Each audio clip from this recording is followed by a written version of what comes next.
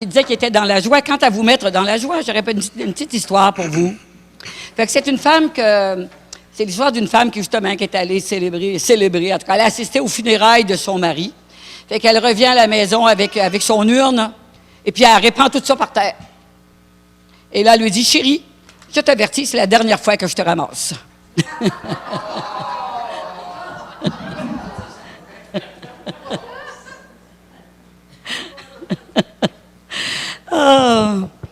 Ça aurait pu être l'inverse, mais d'habitude, c'est ça. Mais quand tu es dans la poussière, tu es poussière et tu redeviendras poussière. Fait que c'est pour ça que chez nous, je les poussette pas trop au cas que je balayerais quelqu'un que je connais déjà. Fait que le sujet ce matin, tout est bien là-dedans parce que c'est mon sujet préféré, le Saint-Esprit. Le Saint-Esprit et moi. Le Saint-Esprit et vous, et on va vraiment aller dans tout ça ce matin, parce que je le sais, le Seigneur a quelque chose pour nous ce matin. Le Seigneur, c'est une personne. Hein? Bon. J'ai dit oui, excuse-moi. Oui, ça commence de même d'ailleurs. Je fais comme Roberto, m'a apporté d'autres paroles. Le Saint-Esprit est une personne, comme le Père et le Fils. Parler de lui fait partie de mes sujets préférés, car il est partie intégrante de la vie du chrétien. Il fait partie de ma vie tout le temps. Sans lui, on n'aurait jamais pu être convaincu de la nécessité d'être sauvé par Jésus-Christ. Et c'est lui qui nous convainc. Chaque chrétien, vrai chrétien, possède le Saint-Esprit en lui, mais il semble que beaucoup d'entre nous n'en voient pas l'utilité. Il y en a qui fonctionnent comme on est sauvé, le restant n'est pas vraiment important. Alors, ce matin, je vais simplement mentionner 2 aspects de sa présence. Dans le fond, j'en avais prévu 3, mais comme il y en a un qui est assez long, on est coupé un. Il ne faut pas qu'on reste ici jusqu'à demain matin, malgré qu'on ne sait jamais. OK. Fait que 2 aspects de sa présence qui vont nous aider à mieux saisir son action et la vie de tous les jours. Hey, là, j'ai un peu chaud, là, on dirait. Moi, ce que j'aime là, dans le milieu africain, c'est qu'il y a quelqu'un comme ça chargé d'éponger le pasteur. Tu sais, quand Ah oui, j'ai vu ça. Hein, ça nous va. On faudrait créer un nouveau ministère, l'épongeur. Fait que ce matin, un sujet, puis on en a parlé souvent, puis moi, il m'a vraiment touché. Et j'ai jamais eu une prédication là-dessus, moi. Fait que ce matin, on va parler du blasphème contre le Saint-Esprit. J'ai pris la peine de m'informer vraiment, croyez-moi. J'ai pas branché ça juste dans mon cerveau, mais j'ai pris des bonnes informations. Et maintenant, je suis parfaitement convaincu. Mais je me suis souvent posé la question à savoir quel péché dont on parle pour que ce soit un péché qui ne va jamais être pardonné. Mais il y a une différence, là, OK? Il y a une différence entre attrister le Saint-Esprit. Après ça, il y a éteindre l'Esprit, puis le blasphème contre le Saint-Esprit. Alors, attrister le Saint-Esprit, on voit ça dans Éphésiens 4, verset 30. J'en viens, OK.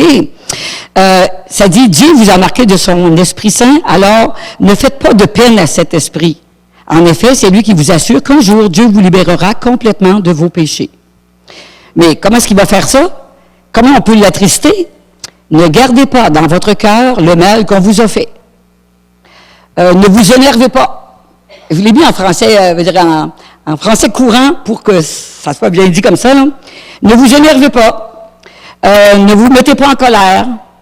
Faites disparaître de chez vous les cris, les insultes et le mal sous toutes ses formes. C'est ça qui attriste le Saint-Esprit.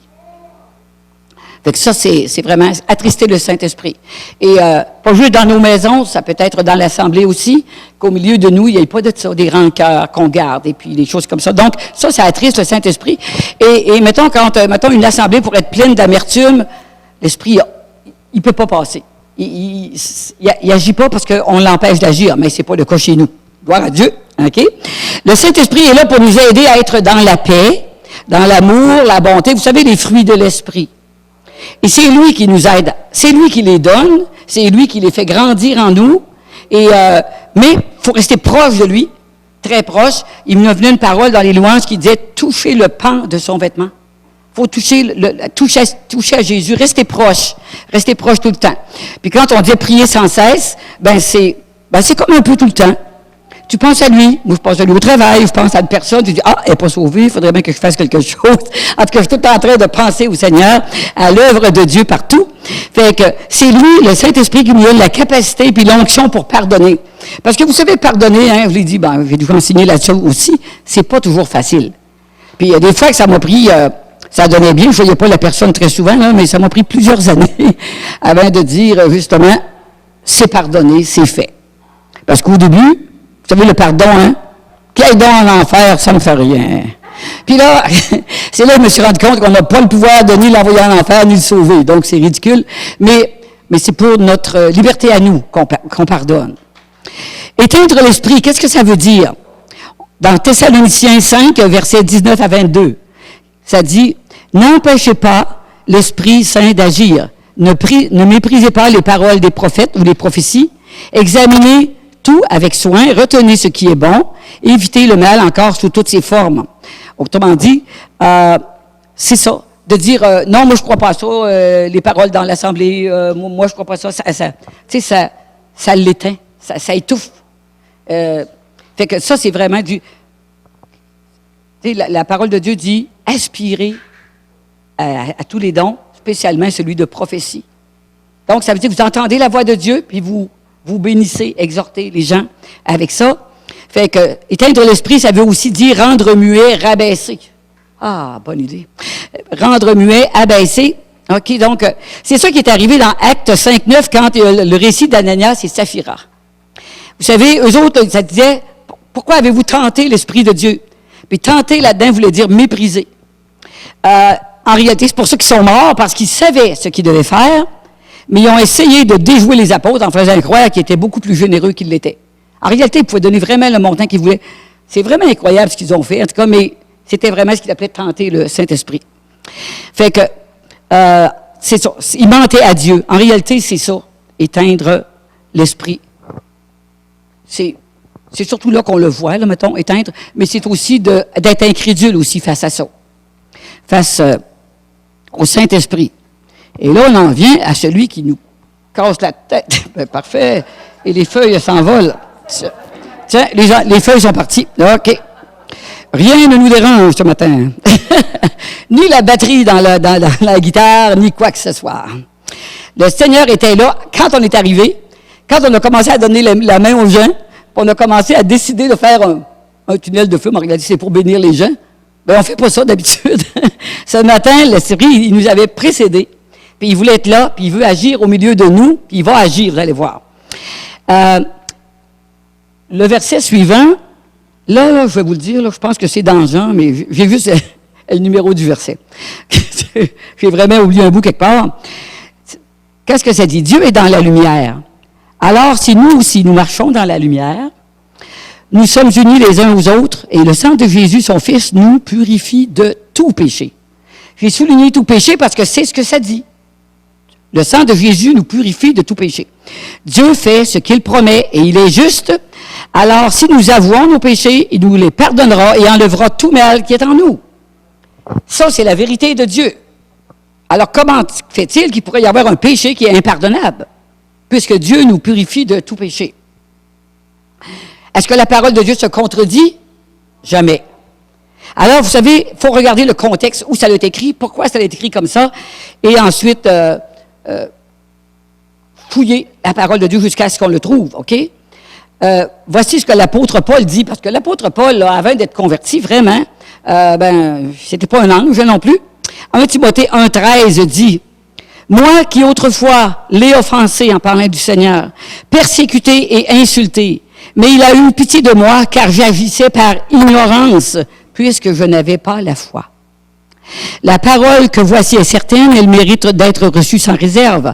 Jésus-Christ est venu dans ce monde pour sauver des pécheurs. Je suis pour ma part l'exemple type d'entre eux. » Alors Paul, il a fait mourir des chrétiens.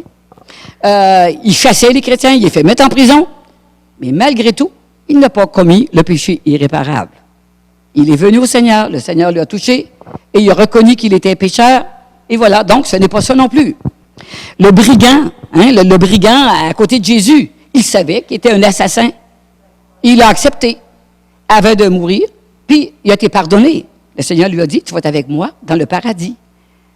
Qu'est-ce que c'est que ce péché impardonnable?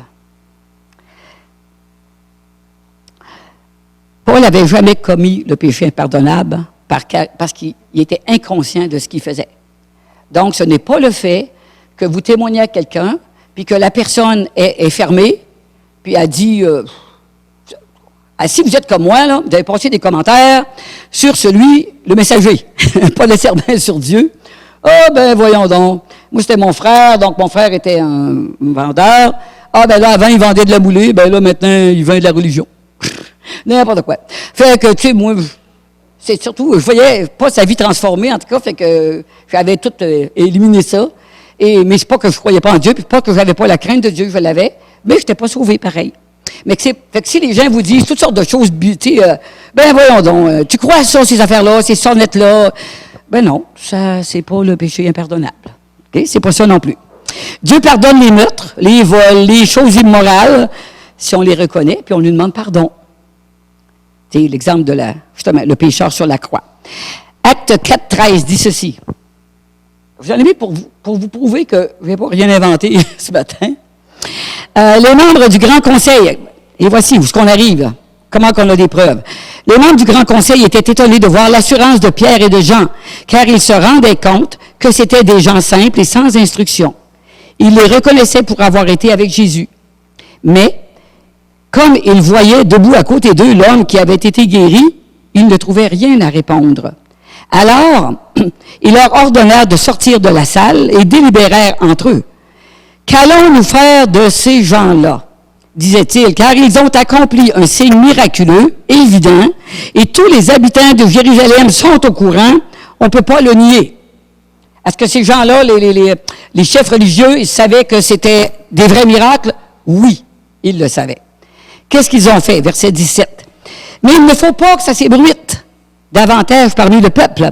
Défendons-leur donc, sous peine de sanction, de parler désormais de qui que ce soit au nom de Jésus. » Là-dessus, il les fit rappeler, leur interdire formellement de parler ou d'enseigner au nom de Jésus. Ils sont vraiment obéissants, Pierre. Il dit, mais Pierre et Jean leur répondirent, jugez-en vous-même, est-il juste devant Dieu de vous obéir plutôt qu'à Dieu? Et ils continuèrent d'enseigner la parole, OK? Donc, eux autres, ils n'ont pas écouté. Par contre, les pharisiens, les chefs religieux, ils ont vu les miracles de Jésus. Comme ça contredisait le pouvoir qu'ils ont sur le peuple, ils ont rejeté ce que Dieu a fait. Ils étaient conscients de ce qu'ils faisaient.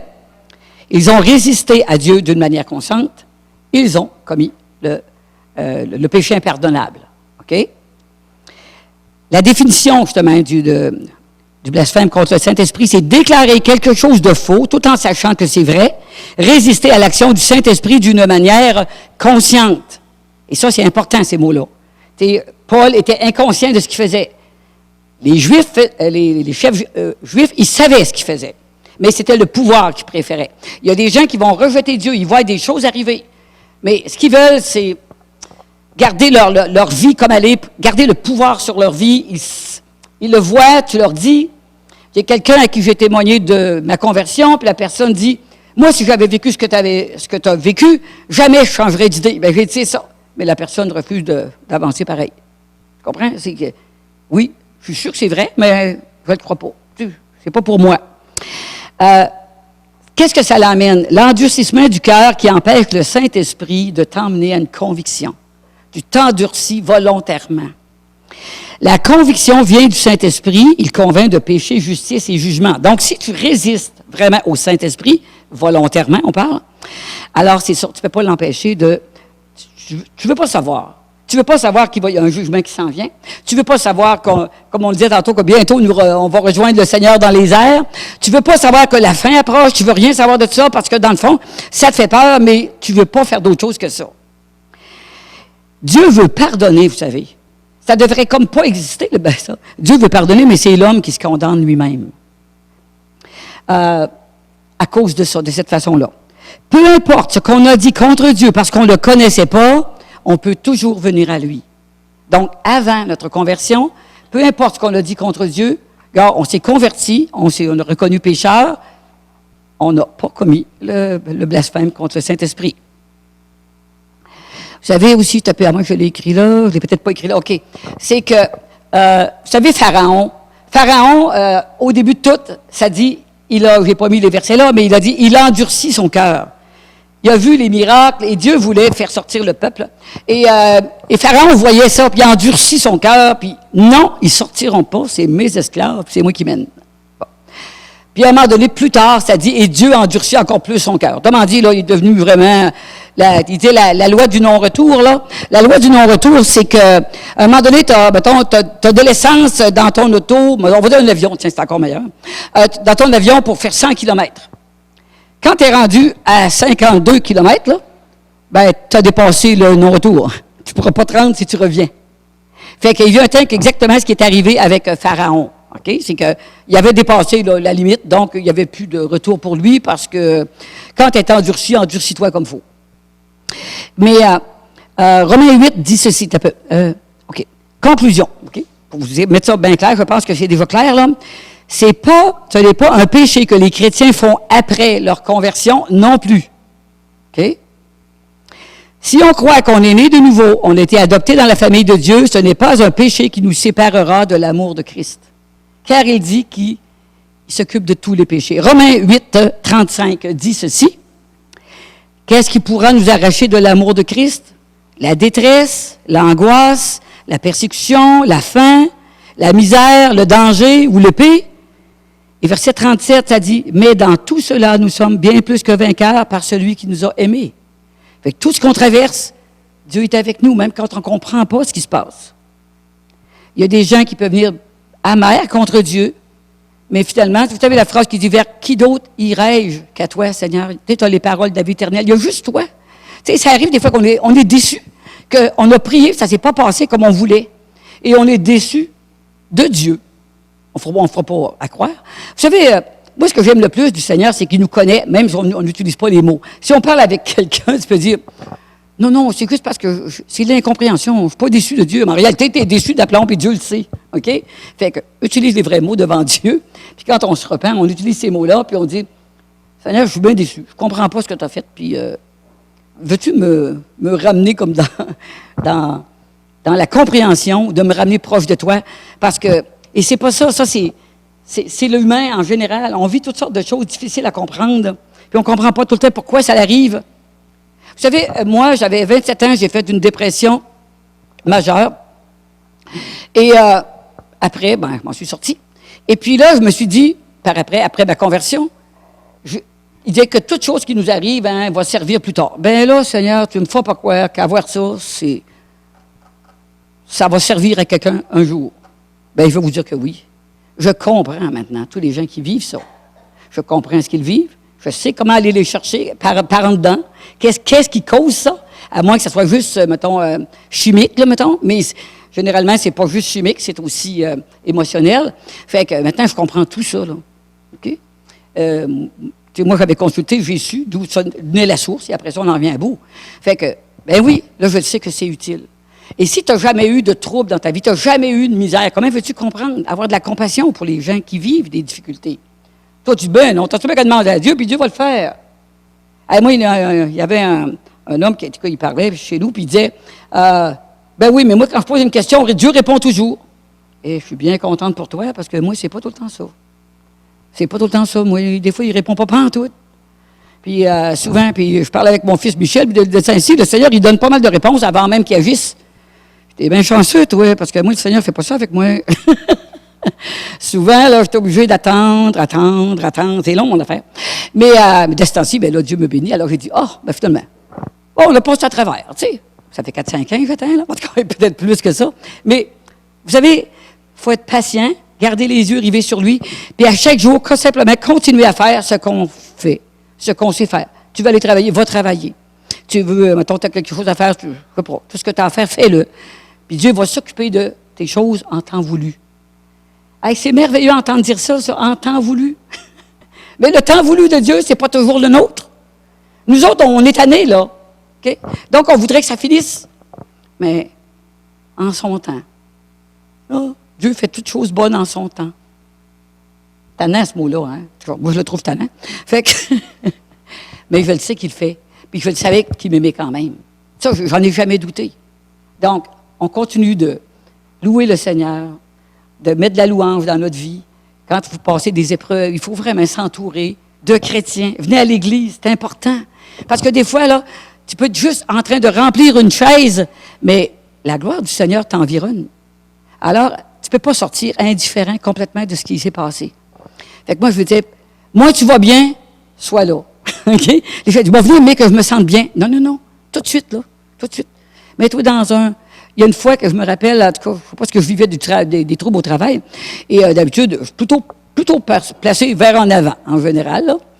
Et là, je me scelle dans un coin, quelque part, en tout cas, dans l'église. Tout le monde a vu que Carmen n'allait pas bien. Est-ce que ça va? J'aurais pleuré tout le long, moi, de la réunion, parce que je n'allais pas bien. Je n'allais pas bien. Puis là, j'aurais dû bien me placer en avant, comme ça, les gens n'auraient pas su ce qui m'arrivait. Mais j'étais là. Et je me suis décidé à la dernière minute à venir à l'église en disant, oh, j'avais pas envie d'y aller, j'avais pas envie, je me sentais pas bien. Puis, OK, j'y vais. J'ai bien fait d'y aller. Ça a valu vraiment la peine. Dieu a toujours quelque chose pour nous.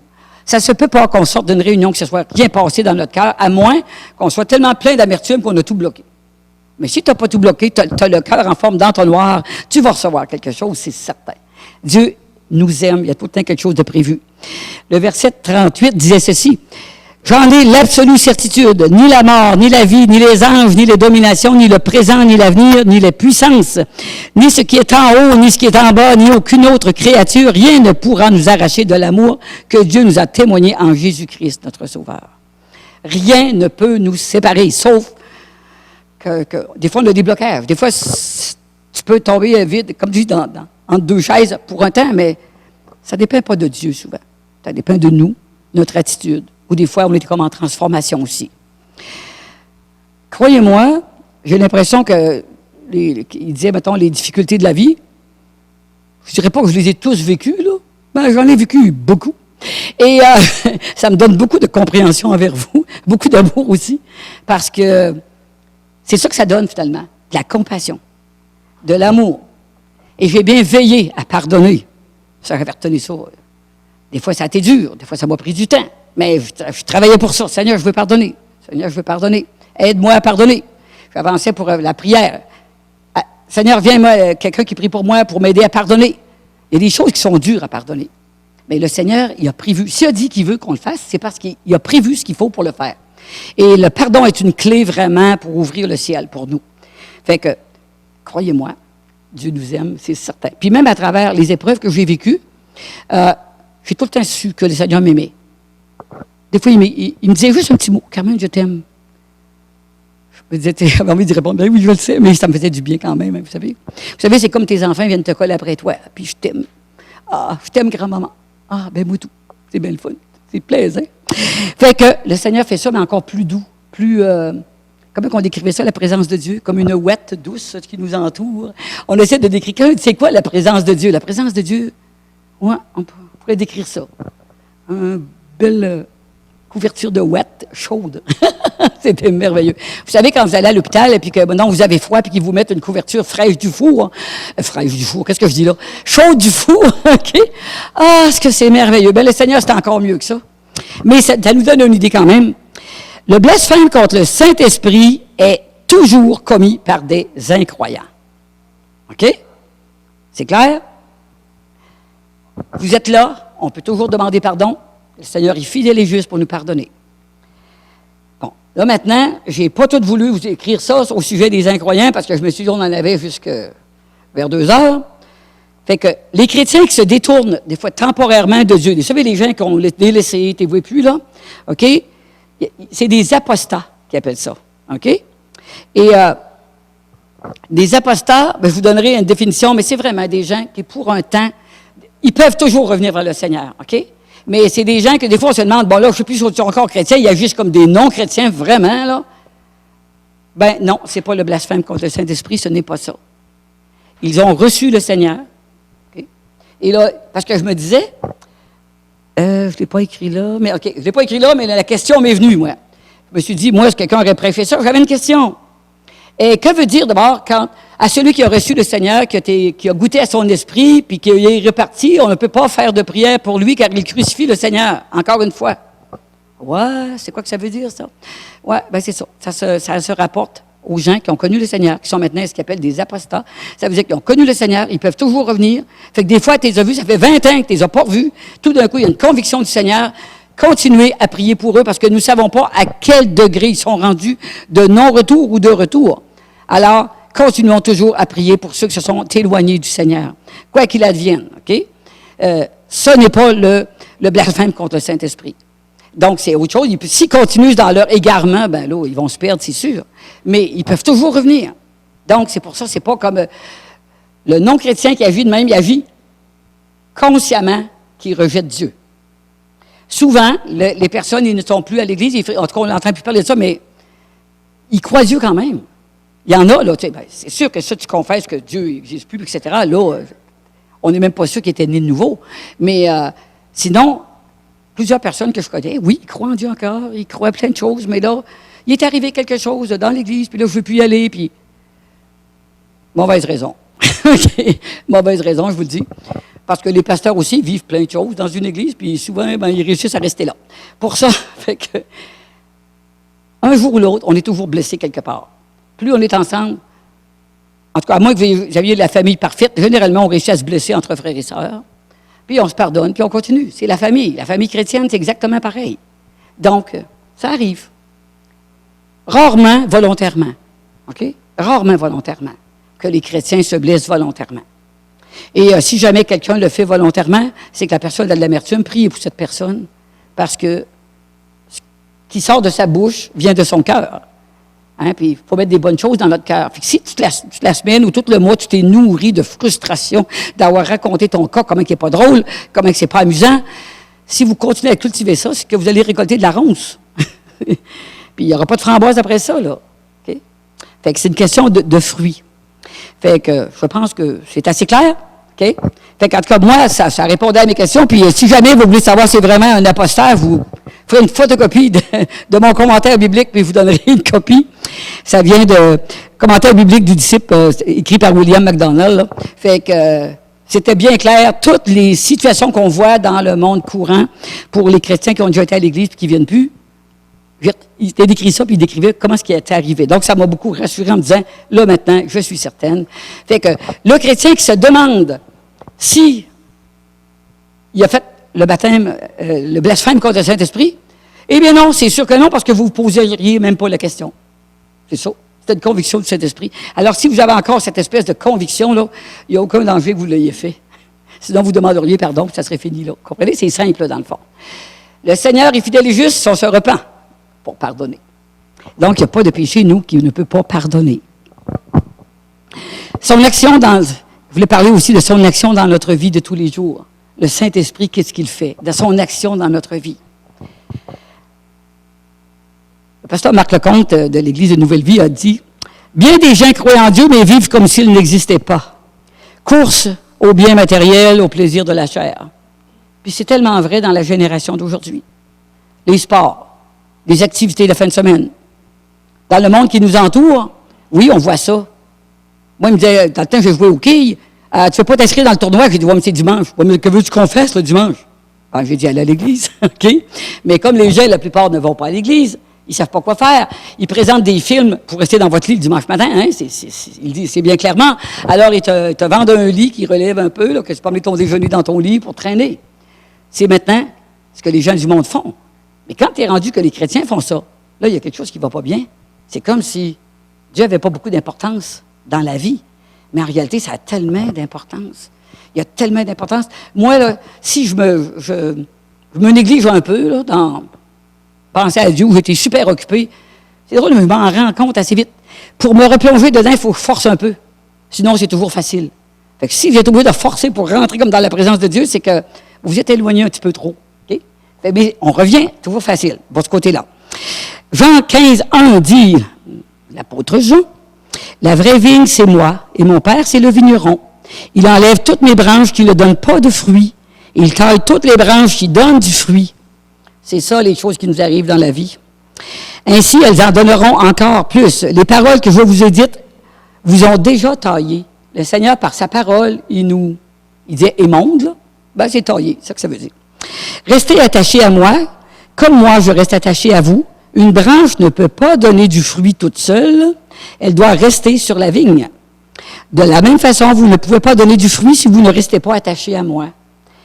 Je suis la vigne, vous êtes les branches. Si quelqu'un reste attaché à moi, comme je suis attaché à lui, il donne beaucoup de fruits. En effet, sans moi, vous ne pouvez rien faire. Fait que le chrétien qui s'isole, qui se met tout seul, les fruits, il ne lève pas longtemps. Ah oui, je suis très béni. La seule place qu'on a pu être béni quand on était toute seule, c'est quand ils ont fermé l'église puis qu'on était pris à la maison. Là, le Seigneur, il a compensé. Mais d'habitude, c'est pas ça. Okay.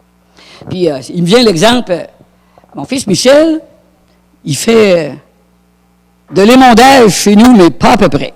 Fait qu'il coupe des arbustes, il coupe toutes sortes d'affaires. Il a même coupé des arbustes qui donnaient des fleurs. En tout cas, il égalise tout ça avec la scie. Il a pris la scie à chêne, il a coupé des branches. Puis là, à un moment donné, il a décidé que mes framboises étaient trop répandues. Fait que, il a passé la tondeuse dedans. Méchant garçon. Fait que, non, regardez l'histoire. C'est qu'ils m'ont laissé 3 plants. 3 plants, imaginez-vous. Moi, j'en avais pour faire des tas de petits plats. Fait que là, il dit, maman, je t'ai laissé 3 plants. Je les regarde, mon doux. C'était pas gros. 4 plants, il a dit. C'était pas beaucoup. Fait que, et là, je vais les voir avant hier. Hey, ces plants-là, ils produisent tellement que j'étais obligé de mettre comme des petites toitures vertes là, pour les lever, pour pas que j'ai besoin de toutes les ramasser dans le gazon. Ça produit terriblement. Si on les avait laissés de même, si on ne coupe pas les vieilles branches, c'est que les framboises finissent par donner des petites framboises. Okay? Fait que pour qu'il reste au bout des belles grosses framboises, il faut... Et tu coupes le plein d'avant, tu continues. Mais là, ce coup-là, j'ai fait la même chose, moi, avec pas mon framboisier, j'ai un rosier sauvage. J'avais l'impression que cette année, j'avais coupé tellement de branches que je ne sais pas ce qui arrivait. Cette année, j'ai des roses, j'aurais dû mettre ça sur PowerPoint. J'ai des roses, c'est incroyable. Donc, le Seigneur, dans notre vie, il faut qu'il fasse la même chose. Il faut qu'il enlève des choses de notre vie. Puis, on ne trouve pas ça drôle. Puis, des fois, on voudrait garder ce qu'on a en disant, voyons, ça fait pas de mal, c'est pas si pire que ça. Puis là, des fois, ça prend du temps dans notre vie. Des fois, ça prend plus que du temps. Ça emmène nos pensées ailleurs. Puis des fois, moi, je me disais, vous savez, des fois, j'ai écouté La Voix, mettons, ou Star Academy. Puis c'est la seule fois où j'écoute comme des chansons du monde, si on veut. Et je ne les connais pas quand ils les font, la plupart du temps. Mais j'aime les voix. Et mais je me disais, tu sais, à partir du moment qu'on était chrétien, on dit, c'est pas que c'est mal, mais pendant que tu écoutes ça, tu n'écoutes pas des chansons chrétiennes. OK? Puis quand tu as fini, ça ne t'a rien rapporté comme tel, sauf avoir peut-être voté pour ton champion, tu sais. Mais c'est tout ce que ça l'apporte. Il y a des choses que c'est pas mal, mais ça prend la place de d'autres choses que tu pourrais faire. Par contre, les loisirs, ça en prend quand même, là. Tu sais, on ne peut pas se mettre à genoux d'un coin puis passer la journée là-dessus, là. Vous allez voir que, vous allez le dimanche d'après, on va prier pour vos dépressions. On a besoin, c'est le temps des vacances, on a besoin de s'aérer l'esprit, on a besoin de ça. Mais c'est pas parce qu'on s'aère l'esprit. On a des visiteurs là, qui sont en congé, sont promenés en provenance de Québec. Et puis, nous, c'est pareil. Quand on allait se promener ailleurs, je trouvais tout le temps une église évangélique. Ça veut dire que le dimanche, tu es toujours dans une église quelconque. Puis quand tu arrives là, tu as l'impression que tu les connais. Des fois, tu n'es jamais allé dans cette église-là, mais tu les connais. Parce que c'est du monde comme toi. Le même cœur est là. Et fait que c'est pour ça que je dis que gardons-nous prêts. C'est pas parce qu'on est en vacances qu'on est en vacances de Dieu. Fait qu'il faut garder des activités, puis garder un peu de temps vraiment pour le Seigneur, puis de continuer à y penser. Bon, peut-être que c'est un signe. Le Seigneur m'a envoyé un signe. Bon, fait que c'est pour dire qu'on a besoin que Dieu s'occupe de nous. On doit s'occuper des choses du Seigneur. Dans ma tête à moi, je dis, moi, je travaille pour le royaume de Dieu. Fait que je travaille pour le royaume de Dieu. Fait qu'au travail, même si c'est des gens qui ne viendraient pas à l'église ici parce qu'ils sont trop loin, je travaille pour le royaume de Dieu, puis je les enverrai dans une bonne assemblée s'ils se convertissent. Mais dans ma tête à moi, je regarde qui est ouvert. Puis là, pour essayer de mettre des semences dedans. Pour après ça, récolter. Je pense tout le temps à ça. Fait que... Mais je pense que c'est parce que je suis extrêmement reconnaissante de mon salut. Vous savez, ça fait partie de... Je parlais avec Linda, m'en venait en auto. Nous autres, ça nous prend 50 minutes d'en venir. Fait que, un peu moins aujourd'hui, Linda roule un petit peu plus. On est parti plus tard. Fait que, vous savez, il faut penser aux gens. Je suis tellement contente d'être sauvée. Pour moi, je me disais, avant, là, comment est-ce qu'on peut être assez bon pour aller au ciel? Puis dans le temps, j'étais une bonne personne, après tout. Je n'étais pas sûr d'aller au ciel du tout. Mais à partir du moment, c'est ça qui m'a fait rechercher Dieu, et à partir du moment là, que j'étais convaincu que j'irais au ciel, là, pour moi, c'est le gros lot. C'est le gros lot. Fait que même si, des fois, il arrive plein de choses tristes, il est arrivé plein de choses dans ma vie, il arrive plein de choses, un jour, je vais être là. La chanson qu'on a chantée tout à l'heure, il n'y aura plus de larmes, il n'y aura plus de toutes ces affaires-là. Mais vous savez, on s'aime un peu partout. Fait que j'ai une de mes sœurs qui m'appelle régulièrement de ce temps-ci. Elle dit « Carmen, j'ai besoin de toi. Ma petite fille est malade. Elle a des troubles aux reins. Elle a 5 ans pour petite fille. Ils sont rangés avec la dialyse. Ça ne veut pas passer. En tout cas, c'est... Carmen, il faut que tu pries. Oui, tu vas prier aussi. OK, elle prie aussi. Avec foi, on prie avec foi. Fait que, c'est tout le temps. Fait que, mettons que vous montrez votre foi, ben les gens, quand ils ont besoin, ils font appel à vous. Puis après ça, toi, tu peux les entraîner aussi dans ta prière. Si 2 ou 3 se mettent d'accord, Dieu, il nous accorde ce qu'on demande. Donc, on dit témoigner. C'est tellement simple, témoigner. Témoigner, c'est pas prêcher à quelqu'un. Là, aujourd'hui, là, je témoigne des affaires, mais en général, je prêche, là, OK? Mais témoigner, c'est ce qui vous arrive à vous autres. Si vous arrive à rien, il y a quelque chose qui se passe, là. Il faut qu'il vous arrive quelque chose. Comment vous avez passé à travers ce que vous vivez, là? Ça, c'est le témoignage. OK? Le témoignage des chrétiens. Fait qu'on a on parlait des fruits. OK, on était rendu là. Découragez-vous pas, on achève. Mais on n'achève pas la réunion. Donnez beaucoup de fruits et soyez ainsi mes disciples, alors vous montrerez la gloire de Dieu. Plus on est rempli des fruits de l'Esprit, plus Dieu est glorifié. Plus on montre aux gens que Dieu est vivant. C'est ça que ça dit.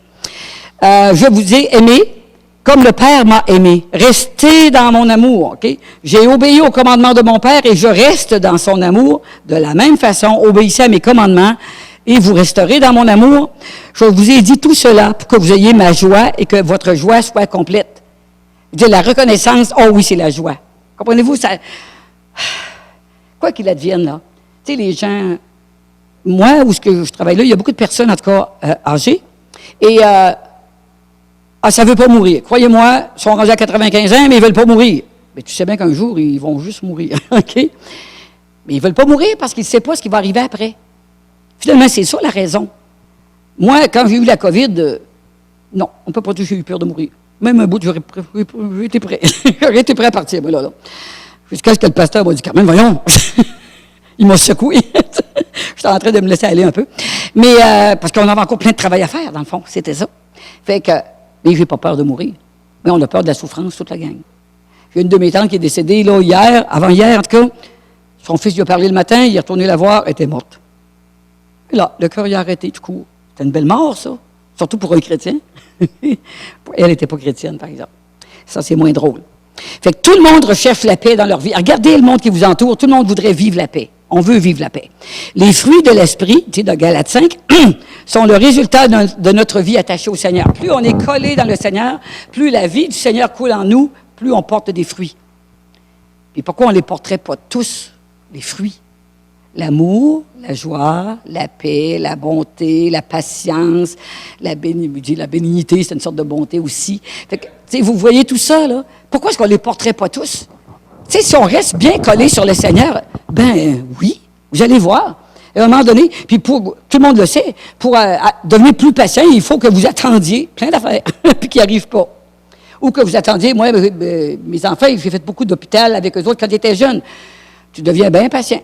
Parce que, pour petits, c'est pas de leur faute, tu sais. Fait que tu deviens patient. Et puis, j'ai réalisé que, finalement, c'est bon pour le reste de ma vie. La seule place où je suis moins patiente, des fois, c'est quand je conduis. Quand je conduis, moins patiente. Je ne vous raconterai pas tous mes péchés, quand même. Je me repens un petit peu. L'Esprit distribue les dons comme il veut. Fait que, Dieu les donne. Mais là, on parlait des fruits. Les fruits, c'est une histoire. Les dons, c'est prophétie, le don de guérison et tout ça. L'Esprit les donne, OK? On en parlait cette semaine. Jean 14, je ne l'ai pas écrit, il n'y a pas d'acétate, mais ça dit, « Et moi, je prierai le Père, il vous donnera un autre consolateur, ça veut dire défenseur, afin qu'il demeure éternellement avec vous. » Donc, on n'est pas tout seul, jamais. Fait que ne négligeons pas le Saint-Esprit parce qu'il est là tout le temps, il veut nous aider, il veut nous parler, et il nous soutient dans les épreuves, il nous donne du courage. Il nous donne du courage, vraiment. Maintenant que Jésus est monté aux cieux, vous savez, en conclusion, contrairement des fois à d'autres pasteurs, j'ai rien qu'une conclusion. Pas trop conclusion. Il nous a envoyé le Saint-Esprit pour nous enseigner puis nous rappeler ce que Jésus a dit. Fait que, des fois, j'étais en train d'écrire quelque chose. Ah, la parole, elle vient. Il y a les gens experts pour dire ça, c'est exactement dans tel verset, tel livre avec tel verset. Puis quand j'ai commencé à suivre le Seigneur, qui fait déjà de nombreuses années, fait que, je dis à moi, Seigneur, je ne les retiens pas, ça. Mais veux-tu faire que ça reste dans mon cœur? C'est exactement ce que le Seigneur fait. Il sort le verset de mon cœur. Et là, pour trouver le verset, là, je prends la concordance. Puis là, je vais trouver ce qu'il est. Mais je ne sais pas tout le temps ce qu'il est. Mais il est dans mon cœur, par exemple. Puis ça, c'est la meilleure place à être. Vous avez beau être un expert pour retenir des choses, là. L'important, c'est pas retenir où le verset est placé. C'est qu'est-ce qu'il apporte dans votre vie. Puis ça, c'est Seigneur, place les versets vivants dans mon cœur. Puis j'ai trouvé ça vraiment bon. Puis vous savez, hier, ça m'est arrivé. Vous savez, j'ai la fameuse question que je suis allé voir pour voir qu'était le péché impardonnable. Puis là, il y avait une question qui m'a hanté. Puis là, j'ai dit, là, Saint-Esprit, il faut que tu m'éclaires, parce que je ne suis pas sûr, t'as fait. Et là, ça me dit, va voir dans le commentaire biblique, telle affaire, etc. Puis j'ai trouvé tellement la réponse, j'étais tellement contente. Et là, j'ai dit, Saint-Esprit, ça ne peut pas être mieux. Après ça, tu as l'assurance de ce que tu dis, parce que tu dis, c'est pas moi qui ai inventé ça, je l'avais entendu. Mais je le savais que c'était vrai, mais je voulais, moi, avoir cette assurance-là aussi. Le Saint-Esprit est indispensable dans la vie de tous les jours. Puis, quand on le prie, Seigneur, peux-tu me rappeler où j'ai mis mes clés? Okay. Écoute, il n'est pas là rien pour vous sauver la vie, là. Il est là dans les petites choses aussi. Il nous aide. Puis, des fois, à un moment donné, là, comme tu n'as aucune idée de ce que tu as mis ça, oui, mais allez voir là. Ben oui, c'est là. Mais ça, c'est le Saint-Esprit. Il n'est pas obligé de dire, Cassandre, j'ai mis ça à tel endroit. Non, non. Tu vas dire, peut-être que je vais aller voir là. OK? Puis, curieusement, il était là. Tu sais.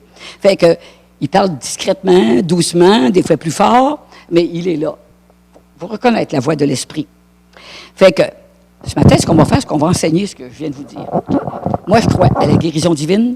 Je crois à tout ça. On va faire un appel, OK? Pour la prière.